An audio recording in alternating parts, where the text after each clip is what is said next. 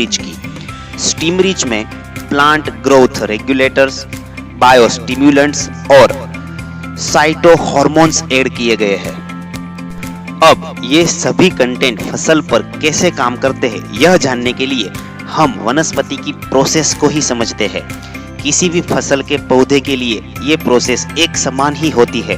यहाँ पे आप देख सकते हैं कि किसी भी पौधे को विकसित होने के लिए पानी और मिनरल्स की जरूरत होती है, जो वो अपने जड़ों के माध्यम से जमीन से लेता है। उसके बाद वो सूर्य प्रकाश की मौजूदगी में पत्तियों में रहे हरित द्रव्य के कारण प्रकाश संश्लेषण की प्रक्रिया करता है। उस वक्त उसे कार्बन डाइऑक्साइड की जरूरत होती है, जो वो हवा से लेता है और बाद में ऑक्सीजन रिलीज करता है। ऐसी प्रोसेस बार बार करने से उनमें फल, दाने आदि बनते हैं। तो यदि हमें अच्छी फसल, अच्छा उत्पादन और अच्छा मुनाफा चाहिए तो इन सभी चीजें फसल को सही वक्त पर और सही मात्रा में देनी पड़ेगी। यहाँ पे आप देख सकते हैं कि अच्छी फसल के लिए कौन कौन सी चीजें जरूरी है।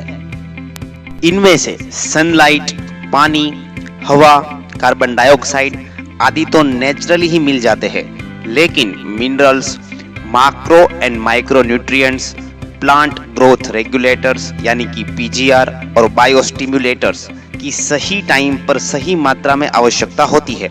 यदि ये सभी चीजें खाद एवं जमीन के माध्यम से फसल को मिलती रहेगी तो ही हमारी फसल अच्छी होगी और हम ज्यादा उत्पादन पा सकेंगे। अगर हम स्टीम रिच की बात करें तो उनमें साइटोकाइनिन, ऑक्सिन, जिब्रेलिन, फ्लोरिजन जैसे प्लांट ग्रोथ रेगुलेटर्स मौजूद है और humic acid, sweet extract, folic acid, enzymes, proteins, carbohydrate और माइक्रो ऑर्गेनिज्म बैक्टीरिया जैसे बायोस्टिमुलेंट भी मौजूद है।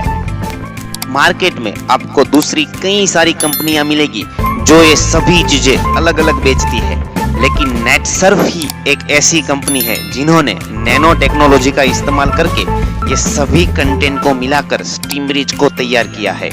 तो दोस्तों, अब आगे यह देखते हैं कि स्टीम रिच का इस्तेमाल हमें कैसे और कब करना है। सबसे पहला स्टेज है सीड जर्मिनेशन, यानी कि बीज उपचार में हमें स्टीम रिच का इस्तेमाल करना है। स्टीम रिच की मदद से हम किसी भी प्रकार की फसल का बीज उपचार कर सकते हैं। इसके लिए आप 1 लीटर पानी में 10 से 15 ml स्टीम रिच डाल के बीज के ऊपर बारीक छिड़काव करें।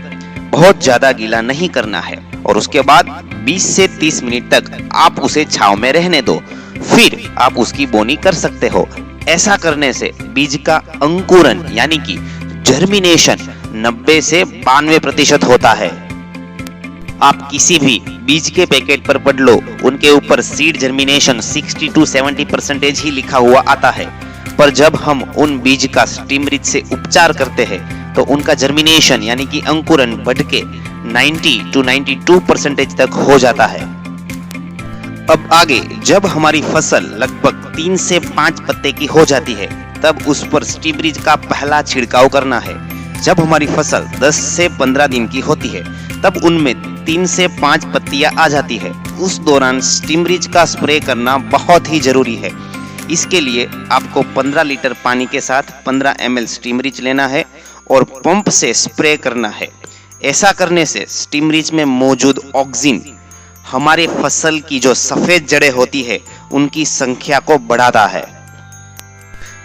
कोई भी फसल में 2 टाइप की जड़ें होती है। एक होती है मेन जड़ जो फसल को सपोर्ट देने का काम करती है और दूसरी होती है सफेद जड़ें जो जमीन में से पानी, मिनरल्स, मैक्रो और माइक्रो न्यूट्रिएंट्स आदि को खींच के फसल को देने का काम करती है, जिससे फसल को सही मात्रा में पानी और न्यूट्रिशन मिलने लगेगा। इससे पत्तों की साइज बढ़ेगी, पत्तों में हरापन बढ़ेगा, जिसकी वजह से प्रकाश संश्लेषण की क्रिया बढ़ेगी और इससे फसल की ग्रोथ और अच्छी होगी।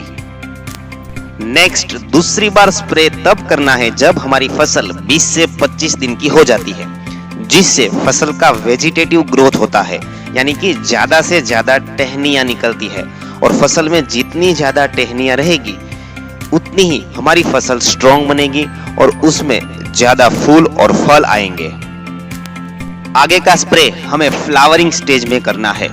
जब फसल में फ्लावरिंग होता है, फसल में फूल और कली लगने की अवस्था होती है तब हमें तीसरा स्प्रे करना है। ऐसा करने से फूलों की संख्या बढ़ेगी और स्टीम रिच फूलों को गिरने से भी रोकता है।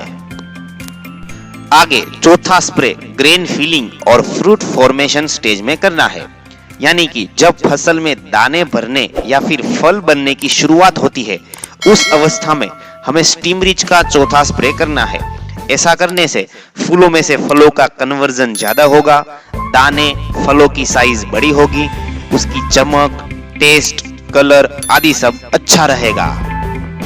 तो फ्रेंड्स, इस तरह फसल की पूरी सीजन के दौरान आपको स्टीम रिच का 3 से 4 बार ही स्प्रे करना है और हर बार स्प्रे करते वक्त आपको 15 लीटर के पंप में पानी के साथ 15 ml स्टीम रिच मिलाना है।